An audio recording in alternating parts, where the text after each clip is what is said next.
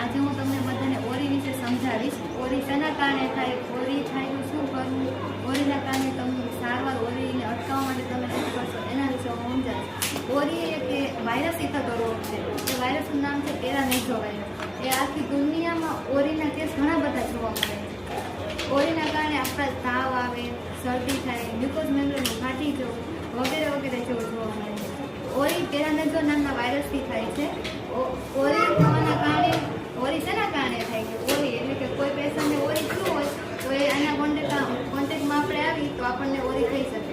ઓરી થયેલા દર્દીની નજીકમાં આપણે જે ઓરી થયેલા દર્દીને યુઝ કર્યું હોય વસ્તુ એના કોન્ટેક્ટમાં આપણે આવી તો પણ આપણને ઓરી થઈ શકે. શ્વસન તંત્રનો ચેપ લાગ્યો હોય તો પણ ઓરી થઈ શકે.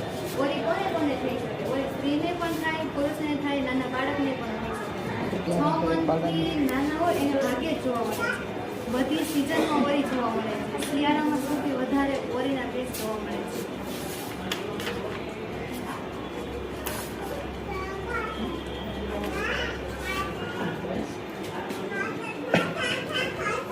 ઓરી રોગના શેના કારણે ફેલાય તો કે ડ્રોપલેટ ઇન્ફેક્શન એટલે કે ઉધરસ.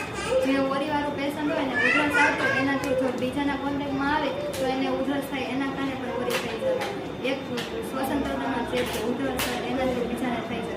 કેટલાક ટાઈમ સુધી આ રહી છે, જેમ કે 10 દિવસ, 8 થી 16 દિવસ સુધી આ રહી છે. 4 દિવસ પહેલાં જ આ સ્ટેજમાં જેના પહેલાં 4 દિવસ હોય ત્યારે એને ફોલી જેવું શરીર પર દેખાતું નથી, ત્યારે તાવ, નોર્મલ શરદી એવું બધું લાગે છે. 4 દિવસમાંથી એને ફોલી થાય. 6 દિવસે એને ફોલી સુકાવા માંડે, શરદી થાય, આંખમાં પાણી આવે, આંખ લાલ થઈ જાય, તાવ આવે, ધીમે ધીમે શરીર પર ફોલીઓ નીકળવા